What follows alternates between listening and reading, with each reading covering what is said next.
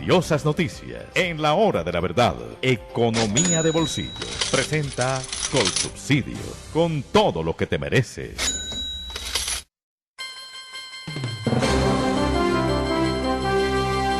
Doctor Álvaro Cámara, muy buenos días.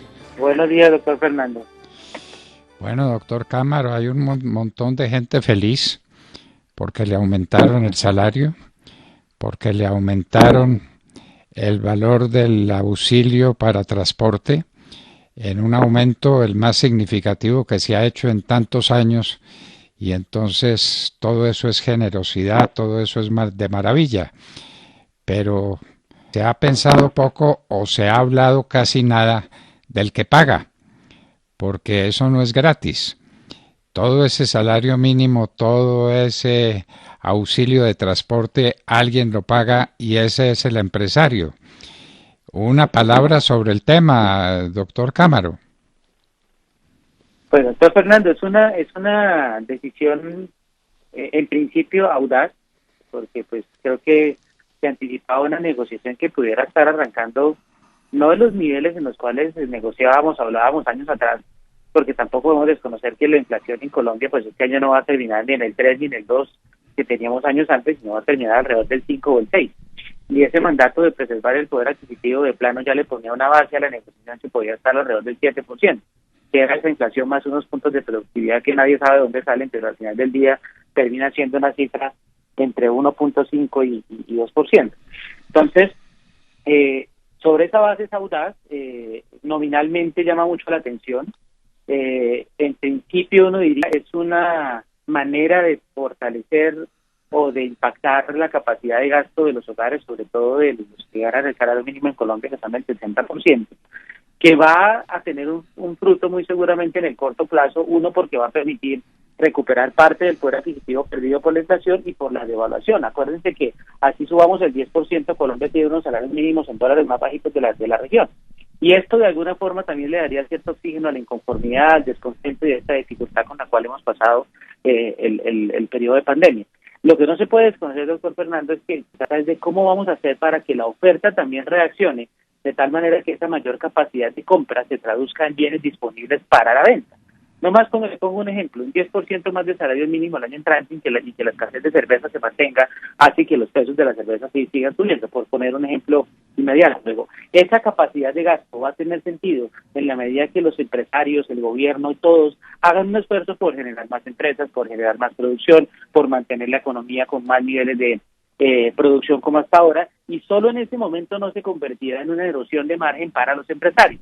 Porque en el momento en el cual se convierta en una erosión de margen para los empresarios, pues esto lo va a terminar pagando el producto, como dice un reconocido empresario, y termina siendo un problema de inflación, doctor Fernández. Luego, en el corto plazo, júbilo inmortal, sin duda alguna, porque recuperamos la capacidad de compra de los colombianos, porque compensa esa inflación alta que vamos a tener en el 2021, compensa la devaluación, pero en el mediano y largo plazo tendrá que ir acompañada de una capacidad o disponibilidad de bienes y servicios que de alguna manera permitan compensar esa mayor capacidad de demanda. ¿De cuánto tiempo es ese mediano y largo plazo? ¿O eso es inmediato porque el pago se tiene que empezar a hacer ya? ¿Y hay con qué pagar? Estamos en un momento realmente de recuperación de la economía donde los productores tienen con qué pagar esa suma, ¿o estamos girando un cheque en descubierto? Para muchos empresarios de cierto nivel sí se está viendo la recuperación, doctor Fernández, y lo vamos a ver con cifras de crecimiento que van a ser absolutamente espectaculares, porque no veíamos números del 10,5%, 11% hace muchísimo tiempo. Y se está sintiendo en las registradoras, y lo sentimos en días sin IVA, y lo sentimos en lo que pasa ahorita con el tráfico a los centros comerciales, lo sentimos en las ventas en línea. Luego sí hay cierto nivel de recuperación que ya tiene a la economía inclusive llegando a los niveles del 2019 antes de pandemia. Lo que no se puede desconocer, esto es un punto muy importante, es las obligaciones de pagar salarios mínimos que crecen un 10% en unidades productivas y empresariales mucho más chicas, a quienes la cosa sí se les puede volver difícil. Y ahí es donde viene parte de la discusión también sobre el incremento del mínimo más allá de ciertos niveles. y esto se convierte en un incentivo a la informalidad, se convierte en un incentivo al desempleo o se convierte en un incentivo a formas alternativas de pago que no necesariamente llevan a la formalización de la gente o el mercado laboral. Ese es el riesgo que se corre con la decisión audaz que se acaba de tomar, pero como le digo, pues pareciera en justa medida teniendo en cuenta pues el deterioro de capacidad que ha acarreado la inflación y la devaluación del peso.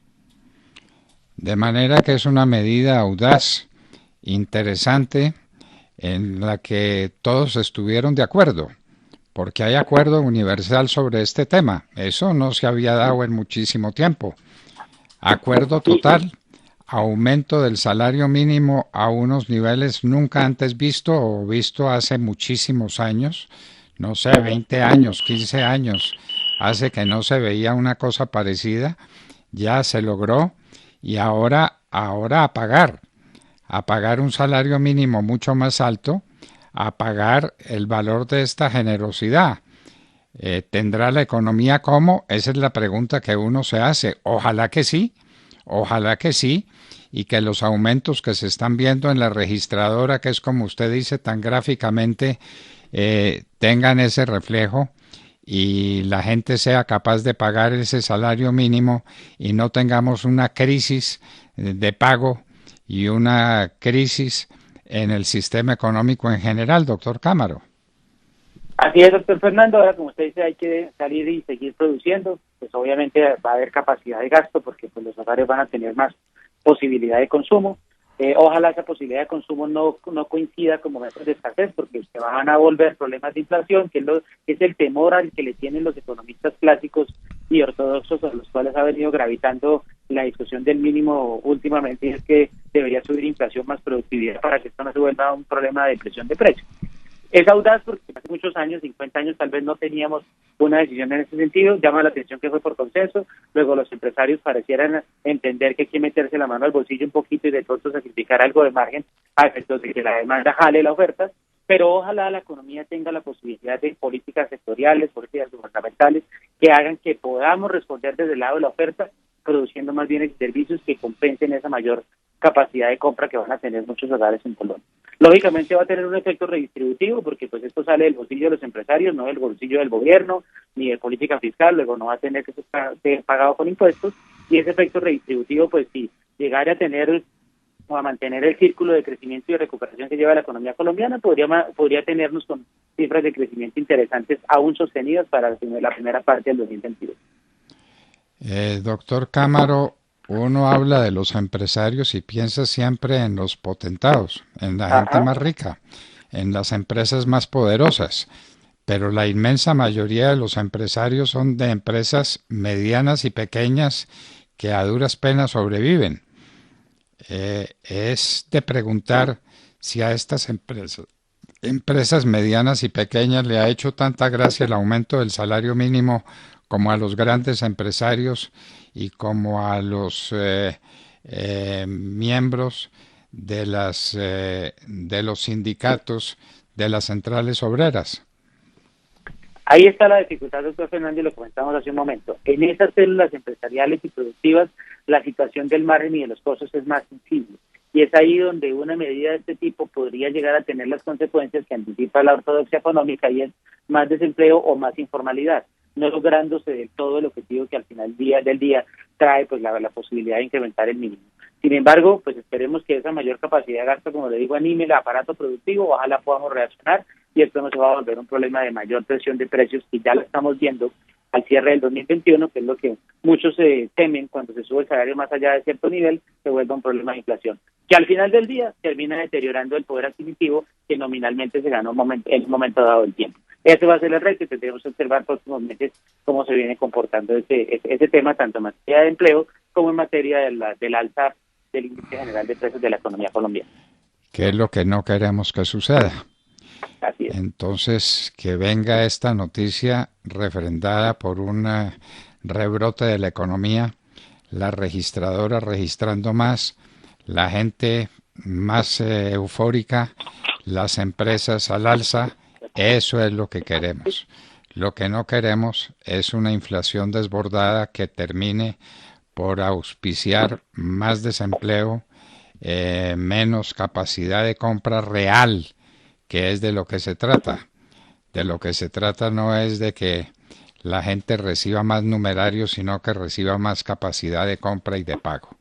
Doctor Álvaro Cámaro, muchísimas gracias por darnos estas explicaciones tan contundentes y claras como usted las da siempre en la hora de la verdad.